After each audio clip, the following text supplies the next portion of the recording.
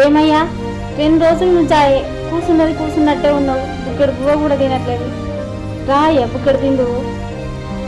ఏంది నన్నే నా బిడ్డకు తోడుగా పిల్లగాడ పుడతాడు అనుకున్నా, కానీ నా బిడ్డని ఆగం చేస్తారని అనుకోలేదే.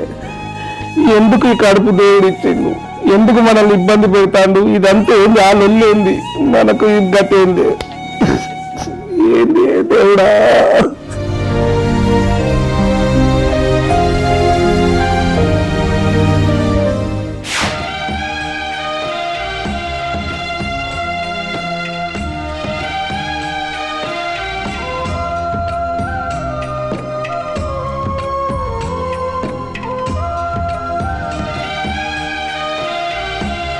నా బిడ్డను ఈ చేతులతో ఆప్యాయతంగా పెంచుకున్నా, 1000 కళలతోని నా బిడ్డ జీవితం మంచిగా ఉంటుంది కలలు కన్నా.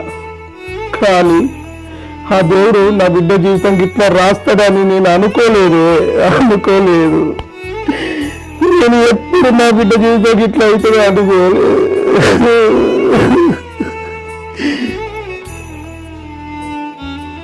నువ్వు ఏడవకయ్యా, చిన్నపిల్లల్లాగా నువ్వు ఏడుస్తుంటే నాకు ఏడుపు వస్తుంది. మన జీవితం గిట్లయింది. మనకి ఏ దేవుడికి ఏ పాపం చేసినాం మనం?